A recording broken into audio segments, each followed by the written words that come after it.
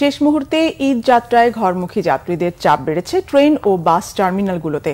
কমলাপুর স্টেশনে যাত্রী চাপ থাকলেও ভোগান্তি কম। উল্টো চিত্র সড়ক পথে।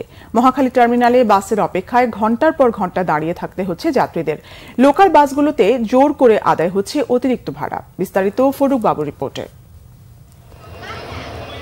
কমলাপুর স্টেশনে সকাল থেকেই ঘরমুখো যাত্রী নিয়ে বিভিন্ন গন্তব্যে ছেড়ে যাচ্ছে ট্রেন। নেই শিডিউল বিপর্যয়, ছোট বড় সবার মাঝেই স্বস্তি। যাত্রাপথে ভোগান্তি এড়াতে রেলপথ বেশি পছন্দ যাত্রীদের। নানাবাড়ি ঈদ করতে যাচ্ছি, ওখানে যে অনেক মজা হবে। সব ভাই বোনেরা আর আমরা সবাই একসাথে অনেক মজা করবো। অনলাইনে টিকিট কেনা সবাই নির্বিঘ্নে প্রবেশ করতে পারছেন স্টেশনে। টিকিট চেকার ও নিরাপত্তা বাহিনীর তল্লাশি পেরিয়েই যেতে হচ্ছে প্ল্যাটফর্মে।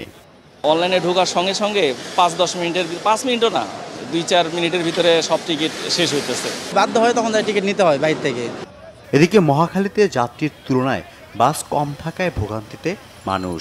দীর্ঘ সময় দাঁড়িয়ে থেকেও অনেকে পাচ্ছেন না সিট। এছাড়া লোকাল বাসে 200 থেকে 400 টাকা অতিরিক্ত ভাড়া নেয়ার অভিযোগ যাত্রীদের।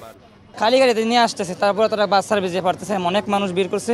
গরমে কষ্ট হয়ে বাচ্চা নিয়ে আসছি, 1.5 ঘন্টা ধরে দাঁড়িয়ে আছি, সিট পাইতেছি না। সবসময় 150 টাকা, আজকে 400 টাকা চা, 500 টাকা চা, এটা কোন ধরনের ব্যবহার? 477 টাকা ভাড়া, এর মধ্যে আমরা 500 টাকা নিচ্ছি। অন্তত 5-6টা জায়গায় প্রচুর জ্যাম। এই জ্যামের জন্য গাড়ি আসতে পারতেছে না, যার কারণে আমরাও টিকিট দিতে পারছি না পর্যাপ্ত পরিমাণে। বিভিন্ন মহাসড়কে যানজটের কারণে বাড়ছে বিড়ম্বনা। ফরুক বাবু, বাংলা ভিশন, ঢাকা।